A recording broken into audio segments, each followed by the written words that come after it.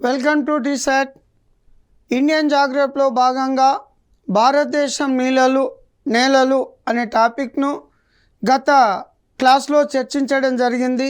నేలలకు సంబంధించిన part 2 topic ప్రస్తుతం క్లాస్లో చర్చించడం జరుగుతుంది. క్రమక్షయ నివారణ చర్యలు అంటే క్రమక్షయాన్ని జరగకుండా నివారణ చేపట్టడం వల్ల అనేక రకాల లాభాలు రైతులకు ఉండడం జరిగింది. నేలల్లో నిస్సారం కాకుండా కూడా మనం చూడొచ్చు. ఒకటి, బంజరు భూముల్లో సామాజిక అడవులను పెంచడం. బంజరు భూములు అంటే ముఖ్యంగా అటవీ ప్రాంతాలకు వెలుపల వ్యవసాయానికి యోగ్యంగా కాని భూములలో, నీటిపారుదల సౌకర్యాలు లేని భూములలో, ఈ బంజరు భూములలో సామాజిక అడవుల పెంపకం అంటే ప్రజల అవసరాల కోసం ప్రజల చేత పెంచబడుతున్న అడవులనే సామాజిక అడవులు అని పిలవడం జరుగుతుంది. సామాజిక అడవులకు సంబంధించి మన దేశంలో 5వ పంచవర్ష ప్రణాళికలో ప్రవేశపెట్టి 6వ పంచవర్ష ప్రణాళికలో ఉధృతంగా కొనసాగించడం జరిగింది. ఈ సామాజిక అడవుల పెంపకానికి సంబంధించి ఆఫ్టర్ ఇండిపెండెన్స్ తర్వాత వన మహోత్సవం పేరుతో పెద్ద మొత్తంలో కేఎం మున్షి అనే అతను సామాజిక వనాల పెంపకాన్ని చేపట్టడం జరిగింది. వన మహోత్సవం అనే కార్యక్రమాలను కూడా నిర్వహించడం జరిగింది. ఈ సామాజిక వనాల పెంపకం కింద అనేక రకాల అవసరాలకు ఉపయోగపడే మొక్కలను, చెట్లను పెంచడం జరుగుతుంది. ఇంకోటి, సాగు భూముల్లో అడ్డంగా దున్నడం. సాగు భూముల్లో అడ్డంగా దున్నడం అంటే సపోజ్ ఒక మడి ఈ విధంగా ఉన్నట్లయితే రైతులు ప్రధానంగా నిలువుగా దున్నడం జరుగుతుంది. ఈ విధంగా దున్నడం వలన పైనుంచి వరద పెద్ద మొత్తంలో ప్రవహించినప్పుడు ఈ కాల్వల ద్వారా కిందికొచ్చి పెద్ద మొత్తంలో భూముల్లో నిస్సారంగా మారి ఎక్కువ క్రమక్షయం జరిగే అవకాశం ఉంటుంది. కాబట్టి ఈ విధంగా కాకుండా అడ్డుగా దున్నడం వలన కొంతవరకు నేల క్రమక్షయాన్ని అరికట్టే అవకాశం ఉండడం జరిగింది. ఇంకోటి, పొలాల వెంబడి సరిహద్దు గట్టుకు కందకాలు తవ్వాలి. పొలాల వెంబడి సరిహద్దు గట్టుకు అంటే సపోజ్ ఒక రైతుకు ఒక 5 ఎకరాల భూమి ఉన్నట్లయితే సరిహద్దు ప్రాంతంలో ఈ విధంగా లోతైన లోయలను కందకాల్లాగా తవ్వడం వలన నీరు అక్కడనే నిల్వ ఉండడం జరుగుతుంది. భూమి కొట్టుకొని పోకుండా ఈ కందకాలు ఆపడం జరుగుతుంది. పూర్వకాలంలో కోటల పరిరక్షణ కొరకు శత్రు దుర్భేరంగా మారడానికి కోటల చుట్టూ కందకాల నిర్మాణాన్ని చేపట్టడం జరిగింది. అదేవిధంగా పొలాల వెంబడి సరిహద్దు వెంబడి కందకాలు తవ్వడం వలన నీటిని నిల్వ చేసుకునే అవకాశం ఉంటుంది. పోడు వ్యవసాయాన్ని నిషేధించాలి. పోడు వ్యవసాయం అంటే పర్వతవాలు ప్రాంతాల్లో, అటవీ ప్రాంతాల్లో గిరిజన తెగలు వారికి పెద్ద మొత్తంలో అవకాశం లేకపోవడం వల్ల కొంత అటవీ ప్రాంతాన్ని నరికి కాల్చి 2 లేదా 3 సంవత్సరాలు వ్యవసాయం చేసుకొని ఆ ప్రాంతం నిస్సారంగా మారడంతో మిగతా ప్రాంతానికి పోవడం జరుగుతుంది. ఇటువంటి వ్యవసాయాన్ని నిరోధించడం వల్ల కొంతవరకు నేల క్రమక్షయాన్ని అరికట్టవచ్చు. వ్యవసాయ సాగులో పంట మార్పిడి విధానాన్ని అనుసరించాలి. కొన్ని ప్రాంతాల్లో ఎట్లుంటుందంటే ఒకే రకమైన పంటలు వేయడం జరుగుతుంది. పంట మార్పిడి లేకపోవడం వల్ల నిస్సారంగా మారి రాను రాను చౌడు భూములుగా మారడం జరుగుతుంది. సపోజ్ ఒక ఖరీఫ్ కాలంలో ఒక పంట వేసినట్లయితే రబీ కాలంలో ఇంకో పంట వేసుకోవాలి. ఖరీఫ్లో వరి వేసినట్లయితే రబీలో వేరుశెనగ మొదలైన రకాల పప్పు ధాన్యాలకు సంబంధించిన పంటలు వేయడం వల్ల నేల ఎప్పుడు సారవంతంగా మారే అవకాశం ఉంటుంది. ఇంకోటి, నీటి ప్రవాహాలకు అడ్డంగా చెక్ డ్యామ్లను నిర్మించాలి. ఊర్లలో వాగులు, వంకలు, చిన్న చిన్న నదీ ప్రవాహాలు లాంటివి ఉండడం జరుగుతుంది. వర్షం వచ్చినప్పుడు ఒకేసారి వరద వచ్చి దిగువ ప్రాంతానికి వెళ్ళిపోవడం జరుగుతుంది. అటువంటి వాగులలో, చిన్న చిన్న నదులలో అడ్డుకట్ట వేయడం వలన ఓ 10 కిలోమీటర్లకు ఒక అడ్డుకట్ట వేసినట్లయితే అక్కడ నీటి నిల్వ ఉంటుంది, వరదలను అరికట్టవచ్చు, భూగర్భ జలాలు పెరుగుతాయి, బోరు బావులు నిరంతరం పనిచేయడం జరుగుతుంది, సాధారణ బావులలో నీరు లభించడం జరుగుతుంది, చుట్టుపక్కల పచ్చదనం పెరగడం జరుగుతుంది. పశువులకు, మనుషులకు, అనేక రకాల జంతువులకు నీరు అనేది అవసరం కాబట్టి పర్యావరణ సమతుల్యం కూడా సాధించడం జరుగుతుంది చెక్ డ్యామ్ల నిర్మాణం వలన. వర్షాధార ప్రాంతాల్లో వాటర్ షెడ్ పథకాలను అభివృద్ధి పరచాలి. సపోజ్ రాజస్థాన్లోని తారేడారి ప్రాంతం, దేశంలో మిగతా వర్షపాతం తక్కువ ఉన్న ప్రాంతాల్లో వాటర్ షెడ్ పథకాలను అభివృద్ధి పరచాలి. ముఖ్యంగా వ్యవసాయ సాగులో సేంద్రియ ఎరువులను ఎక్కువగా ఉపయోగించాలి. ఈ మధ్య పంటల దిగుబడి పెంచడానికి రసాయనిక ఎరువులను ఎక్కువగా వినియోగించడం జరుగుతుంది.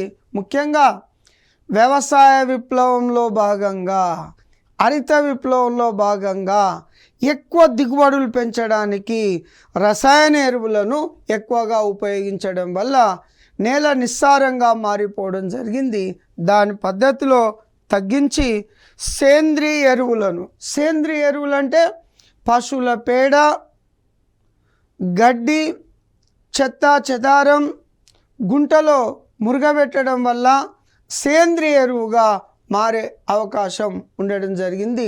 దీన్ని విరివిరిగా ఉపయోగించడం వల్ల పంటల్లో నాణ్యత ఉంటుంది, ఎటువంటి ఆరోగ్య సమస్యలు కూడా రాకుండా ఈ మధ్య సేంద్రియ ఎరువులను కూడా పెద్ద మొత్తంలో ఉపయోగించడం జరుగుతుంది. ఇక ఈ రకమైన చర్యలు చేపట్టడం వల్ల నేల క్రమక్షయాన్ని నివారించవచ్చును. నేల క్రమక్షయం నివారించడం వల్ల అనేక ప్రాంతాల్లో ఈ భూభాగం పైన మనకు నిస్సారంగా మారకుండా ఉండడం జరుగుతుంది. భారతదేశంలో నేలలు విస్తరించిన ప్రాంతాలు తీసుకుంటే ముఖ్యంగా ఒండ్రు నేలలు. ఈ ఒండ్రు నేలలు అనేటివి నదులు ఎగువ ప్రాంతం నుంచి ప్రవహించడం వల్ల అనేక రకాల మట్టి గుల్కరాళ్ళు దిగువ ప్రాంతంలో ఒండ్రు మట్టి నిక్షేపాలతో ఏర్పాటు చేసిన నేలలనే ఒండ్రు నేలలు అని పిలవడం జరుగుతుంది. ఈ నేలలు సాధారణంగా నదీ ప్రవాహానికి ఇరువైపులా నదులు సముద్రంలో కలిసే ముందు డెల్టా ప్రాంతాలలో ఏర్పడతాయి. ముఖ్యంగా భారతదేశంలో ఏర్పడిన ఒండ్రు నేలలు ప్రపంచంలోనే అత్యంత సారవంతమైన నేలలు. ముఖ్యంగా గంగా, సింధు, బ్రహ్మపుత్ర మైదానంలో నేలలు ప్రపంచంలోనే అత్యంత సారవంతమైన నేలలుగా ఉన్నవి. ఒండ్రు నేలలు మీకు మ్యాప్లో చూసినట్లయితే ఈ విధంగా కనబడడం జరుగుతుంది. ఒండ్రు నేలలు, ఈ నేలల్లో సున్నం, పొటాషియం, భాస్వరం సమృద్ధిగా ఉంటాయి. నత్రజని, హ్యూమస్ అనే పదార్థాలు తక్కువగా ఉంటాయి. అందుకనే పెద్ద మొత్తంలో నేలల్లో నైట్రోజన్కి సంబంధించిన ఎరువులను చల్లడం జరుగుతూ ఉంటుంది. హ్యూమస్ లాంటి పదార్థాలు అంటే పశువుల పేడను ఎరువుగా ఈ నేలల్లో ఉపయోగించడం జరుగుతుంది. ఈ నేలలు ముఖ్యంగా మన దేశంలో పంజాబ్ నుంచి అస్సాం వరకు అంటే ఉత్తర మైదానాల్లో, అదేగాక దేశంలో నర్మదా, తపతి, మహానది, గోదావరి, కృష్ణ, తమిళనాడులోని కావేరీ నది పరివాహక ప్రాంతాల్లో ఈ నేలలు విస్తరించి ఉండడం జరిగింది. ఈ నేలలను వరి పంటకు, గోధుమ పంటకు ధాన్యాగారాలుగా పిలవడం జరుగుతుంది. ముఖ్యంగా పంజాబ్లో పెద్ద మొత్తంలో ఆహార పంటలు పండడం వలన పంజాబ్ను భారతదేశ ధాన్యాగారంగా పిలవడం జరుగుతుంది.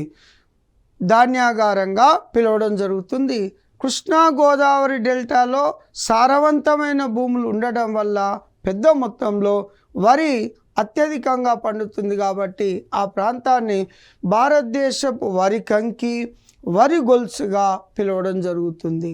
తమిళనాడులోని తంజావూరు జిల్లా ప్రాంతాన్ని తమిళనాడు ధాన్యాగారంగా పిలవడం జరుగుతూ ఉంటుంది. ఈ ఒండ్రు నేలల్లో ముఖ్యంగా గంగా మైదాన ప్రాంతంలో పాత ఒండ్రు మైదానాలను బంగర్ అని పిలవడం జరుగుతుంది. కొత్త ఒండ్రు మైదానాలను ఖాదర్ అని పిలవడం జరుగుతుంది. పాత కొత్త ఏంది డిఫరెన్స్ అంటే, ఈ ఒక నది ఇది అనుకున్నట్లయితే నదిలోకి ఎప్పుడైనా వరదలు రావడం జరుగుతుంది. భారీ వరదలు వచ్చినప్పుడు నదికి ఇరువైపులా దూర ప్రాంతాల్లో ఒండ్రు మట్టిని మేట వేయడం జరుగుతుంది. సాధారణ వరదలు వచ్చినప్పుడు మళ్ళీ నదికి దగ్గరలో ఒండ్రు మట్టి ఉంటుంది. కాబట్టి నదికి దూరంగా అంటే పాతదాన్ని బంగర్ అని, దగ్గరగా ఉండేదాన్ని ఖాదర్ అని పిలుస్తాం. ఇది ఎస్పెషల్లీ ఉత్తర మైదానాల్లో కొనసాగుతుంది. ఈ నేలల్లో బంకమన్ను అధికంగా ఉంటుంది.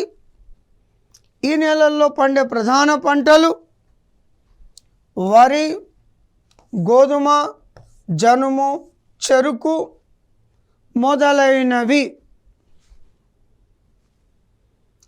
భారతదేశంలో ఒండ్రు మట్టి మైదానాలు విస్తరించిన ప్రాంతాలు తీసుకుంటే ముఖ్యంగా ఈ గంగా మైదాన ప్రాంతం, ఈ బ్రహ్మపుత్ర నది మైదాన ప్రాంతం, బ్రాహ్మణి, ఇటుపోతే గోదావరి, కృష్ణ, కావేరి నదీ పరివాహక ప్రాంతాల్లో ఈ ఒండ్రు మైదానాలు విస్తరించి ఉండడం జరిగింది. నల్లరేగడి నేలలు, మరొక పేరు చెర్నోజోమ్ నేలలు, మరొక పేరు కాటన్ సాయిల్స్. అంటే పత్తి ఎక్కువగా పండుతుంది కాబట్టి వీటిని కాటన్ సాయిల్స్ అనే పేరుతో పిలవడం జరుగుతుంది. ఈ నేలల్లో నీటిని నిల్వ ఉంచుకునే గుణం ఎక్కువగా ఉంటుంది.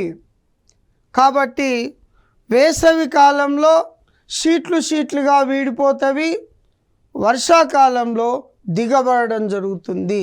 అందుకనే నేలలను తనను తాను దున్నుకునే నేల, ఓన్ కల్టివేటెడ్ ల్యాండ్ అనే పేరుతో పిలవడం జరుగుతుంది. ఈ నేలల్లో అధికంగా నీటిని నిల్వ ఉంచుకునే గుణం ఉంటుంది. ఇది నల్లరేగడి నేలలకు సంబంధించిన మ్యాప్. ఇక ఇవి కొన్ని మిలియన్ సంవత్సరాల కిందట అగ్నిపర్వతాలు నిక్షిప్తం చేసిన లావా, అంటే భూగర్భంలో పెద్ద మొత్తంలో కరిగి ఉన్న శిలాద్రవాన్ని మాగ్మా అని పిలుస్తాం. మాగ్మా అంటాం. ఇది ఉపరితలానికి రావడం వల్ల పెద్ద మొత్తంలో వీటిలో ఉన్న వాయువులు మొత్తం వాతావరణంలో కలిసిపోవడం జరుగుతుంది. ఆ విధంగా ఉన్నదాన్ని లావా అని పిలవడం జరుగుతుంది.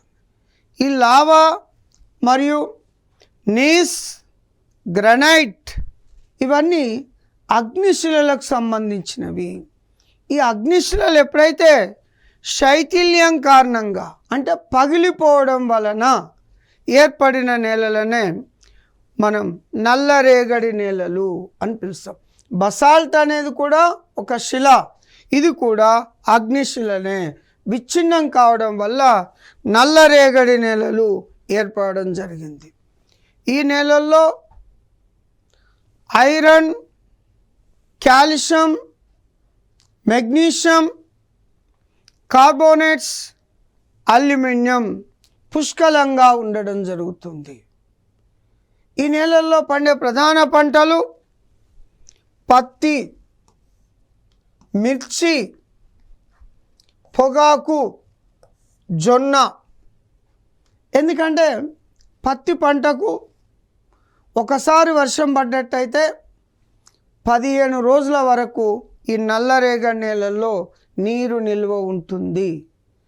అదేవిధంగా జొన్న కూడా వర్షాధార పంటనే, పత్తి కూడా చాలా మటుకు వర్షాధార పంటగానే పండించడం జరుగుతుంది. కాబట్టి నల్లరేగడి నేలల్లో ఈ రకమైన పంటలను ఎక్కువగా వేయడం జరుగుతుంది.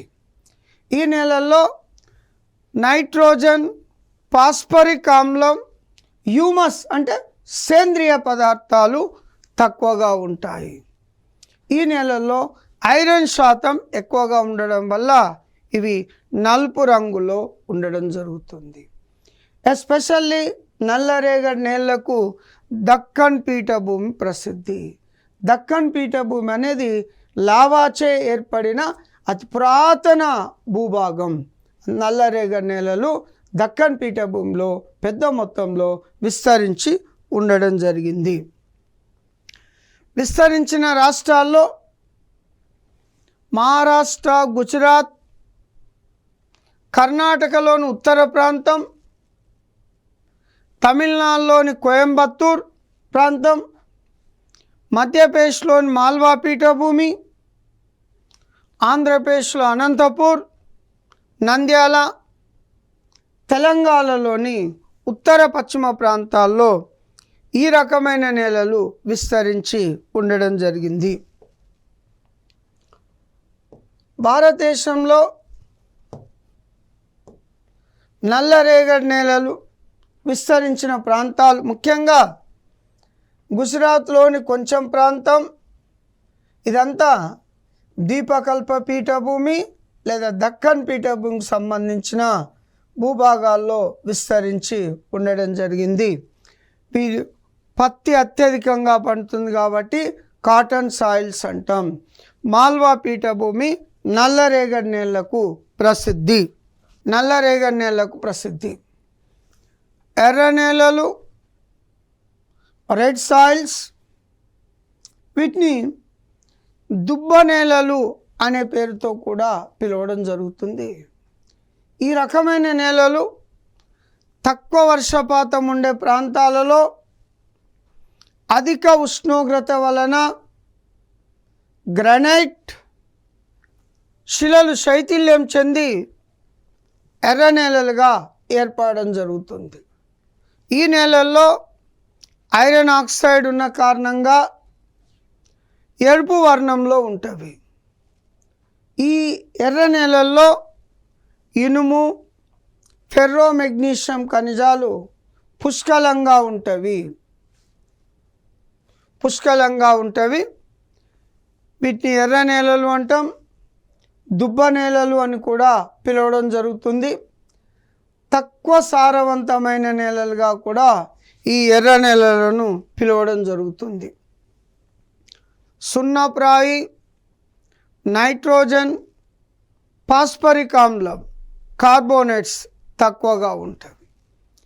ఈ రకమైన ఎర్ర నేలలు ముఖ్యంగా భారతదేశంలో దీపకల్ప పీఠభూమి, తమిళనాడు మరియు దక్షిణ భారతదేశంలో తెలంగాణ, కర్ణాటక, ఒడిస్సా, ఛత్తీస్గఢ్ అంటే మధ్య భారతదేశం, జార్ఖండ్, ఈశాన్య రాష్ట్రాల్లో, అస్సాంలో విస్తరించింది. ముఖ్యంగా భారతదేశంలో బ్రహ్మపుత్ర నది పరివాహక ప్రాంతంలో ఎర్ర నేలలు ఎక్కువగా విస్తరించున్నాయి. ఈ నది పరివాహక ప్రాంతం ఎర్ర నేలలు విస్తరించి ఉండడం వల్ల బ్రహ్మపుత్ర నది వరదల వలన బ్రహ్మపుత్ర నది పెద్ద మొత్తంలో ఎరుపు కలర్లో ప్రవహించడంతో దీన్ని ఇండియన్ రెడ్ రివర్, భారతదేశ ఎరుపు నది అని బ్రహ్మపుత్ర నదిని పిలుస్తాం. అదేవిధంగా చైనాలో ఒయాంగో నది పరివాహక ప్రాంతంలో కూడా లోయస్ మైదానాలు విస్తరించున్నాయి. కాబట్టి ఈ లోయస్ మట్టి రేణువులు ఒయాంగో నదిలో పడడం వల్ల దాన్ని ఎల్లో రివర్, ఒయాంగో నది, ఇండియన్ రెడ్ రివర్, బ్రహ్మపుత్ర నది అని పిలవడం జరుగుతుంది. ఈ ఎర్ర నేలను తెలంగాణలో దుబ్బ నేలలు అని పిలుస్తాం. వీటిలో ప్రధానంగా పండే పంటలు వేరుశనగ, పప్పు ధాన్యాలు. ఇక నీటిపారుదల సౌకర్యాలు ఉన్నట్లయితే వరి, చెరుకు లాంటి పంటలు కూడా పెరుగుతాయి. సపోజ్ నీటిపారుదల సౌకర్యాలు ఉంటే వరికి ఎప్పుడు నీటి నిల్వ అవసరం, చెరుకుకు సంవత్సరం పొడవు నీరు అవసరం. కాబట్టి నీటి సౌకర్యాలు ఉన్న ప్రాంతాల్లోనే వరి, చెరుకు పంటలను పండించడం జరుగుతుంది. మిగతా ప్రాంతాల్లో 6 తడి పంటలను, తక్కువ నీటిని ఉపయోగించుకునే పంటలను పండించడం జరుగుతుంది ఎర్ర నేలల్లో. భారతదేశంలో రెడ్ సాయిల్స్, ఎర్ర నేలలు విస్తరించిన ప్రాంతాలు తీసుకున్నట్లయితే ముఖ్యంగా గోవా, కర్ణాటకలోని కొన్ని ప్రాంతాలు, దక్షిణ భారతదేశం, తూర్పు ప్రాంతాలు, అస్సాంలోని బ్రహ్మపుత్ర నది పరివాహక ప్రాంతం, రెడ్ అండ్ ఎల్లో సాయిల్స్ ప్రధానంగా ఎర్ర నేలలు విస్తరించిన ప్రాంతాలకు ఉదాహరణగా చెప్పొచ్చు. లాటిరైట్ నేలలు, లాటిరైట్ నేలలు అనేటివి భారీ వర్షపాతం ఉన్న ప్రాంతాలలో, అధిక ఉష్ణోగ్రత ఉన్న ప్రాంతాలలో సిలికా అనే పదార్థం ఎక్కువగా కరిగిపోవడం వల్ల ఈ నేలలు ఏర్పడడం జరుగుతుంది. ఈ సిలికా అనే పదార్థం కరిగిపోయే ప్రక్రియనే లీచింగ్ అనే భూస్వరూప ప్రక్రియ కారణంగా లాటిరైట్ నేలలు ఏర్పడడం జరుగుతుంది. ఈ రకమైన నేలలు ముఖ్యంగా వింధ్య, సాత్పురా పర్వతాలు, తూర్పు పశ్చిమ కనుమలు, పర్వత శిఖరాలపైన, పర్వత శ్రేణులపైన ఈ లాటిరైట్ నేలలు విస్తరించి ఉండడం జరుగుతుంది. ఈ నేలల్లో అల్యూమినియం, ఇనుము ఎక్కువగా ఉంటవి. ఇవి తక్కువ సారవంతమైనవి. ముఖ్యంగా ఇవి తోట పంటలకు అనుకూలంగా ఉంటవి. తోట పంటలంటే ఎక్కువ వర్షపాతం ఉండాలి, నీరు నిల్వ ఉండొద్దు. అటువంటి పంటలు తీసుకున్నట్లయితే మన దగ్గర కాఫీ, తేయాకు, రబ్బర్, వీటితో పాటు సుగంధ ద్రవ్య పంటలకు అనుకూలమైనవి. సుగంధ ద్రవ్య పంటలకు అంటే యాలకులు, లవంగాలు, మిరియాలు లాంటి పంటలకు కూడా అనుకూలమైనవి. ఈ రకమైన మట్టిని భవన నిర్మాణాల్లో ఉపయోగించే లైట్ వెయిట్ ఇటుకల తయారీలో, డ్రైనేజ్ పైప్ల తయారీలో కూడా ఈ రకమైన మట్టిని ఉపయోగించడం జరుగుతుంది.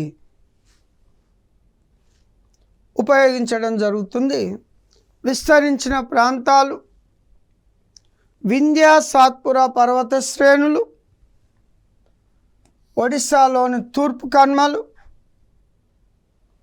మహారాష్ట్ర, కర్ణాటక, కేరళ, రాష్ట్రాల్లోని పశ్చిమ కనుమల్లో పర్వత శ్రేణులపైన ఈ రకమైన లాటరైట్ నేలలు విస్తరించున్నవి. లాటరైట్ నేలకు మరొక పేరు జగురు నేలలు, జగురు నేలలు అని కూడా పిలవడం జరుగుతుంది. ఇవి లాటరైట్ నేలలు. భారతదేశంలో లాటరైట్ నేలలు విస్తరించిన ప్రాంతాలు ముఖ్యంగా ఈశాన్య రాష్ట్రాల్లోని కొండ ప్రాంతాల్లో, పశ్చిమ కనుమలు, తూర్పు కనుమల్లో, వింధ్య సాత్పురా పర్వతాల్లో విస్తరించి ఉండడం జరిగింది. శుష్క ఎడారి నేలలు తక్కువ వర్షపాతం, ఎక్కువ ఉష్ణోగ్రత ఉన్న ప్రాంతాల్లో ఏర్పడతాయి. వీటికి నీటి నిల్వ ఉంచుకునే గుణం తక్కువగా ఉంటుంది. కాబట్టి నీటి పారుదల సౌకర్యాలు ఏమన్నా ఉన్న ప్రాంతాల్లో తీసుకున్నట్లయితే వీటిలో తక్కువ కాలంలో పండే పంటలను పండించుకోవచ్చు. ఈ నేలల్లో ఫాస్ఫేట్, ఫాస్ఫరిక్ ఆమ్లం మోతాదులో ఉంటవి. నైట్రోజన్, ఐరన్ అనేటి తక్కువ శాతం ఉండడం జరుగుతుంది ఈ నేలల్లో.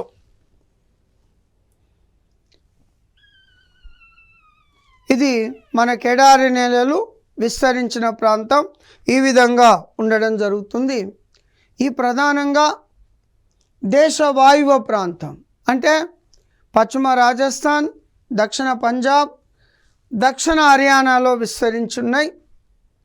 నీటిపారుదల సౌకర్యాలు ఉన్నట్లయితే కర్బూజా, పుచ్చకాయలు మరియు బార్లీ, రాగులు, సజ్జలు మొదలైన పప్పు ధాన్యాలు లాంటి పంటలను తక్కువ టైంలో వచ్చే వాటిని పండించుకోవడం జరుగుతూ ఉంటుంది. ముఖ్యంగా ఇవి మన దేశంలో రాజస్థాన్లోని థార్ ఎడారి భారతదేశ వాయువ్య ప్రాంతంలో విస్తరించి ఉండడం జరిగింది.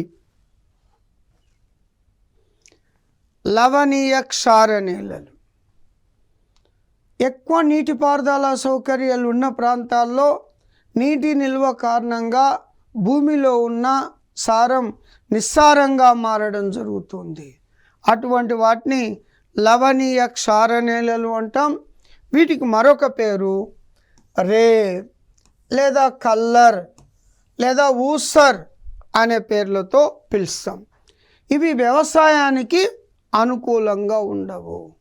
వ్యవసాయేతర పనుల కొరకు ఈ నేలలను ఉపయోగించవచ్చు. విస్తరించిన ప్రాంతాలు ఉత్తరప్రదేశ్, బీహార్, పంజాబ్, మహారాష్ట్ర, కర్ణాటక, గుజరాత్ రాష్ట్రాల్లో విస్తరించి ఉన్నవి. ఈ నేలల ఉపరితలం సోడియం, కాల్షియం, మెగ్నీషియం అనే ఖనిజాలు గట్టి పొరలుగా ఏర్పడడం జరుగుతుంది. ఈ వ్యవసాయానికి ఏమాత్రం ఉపయోగపడవు.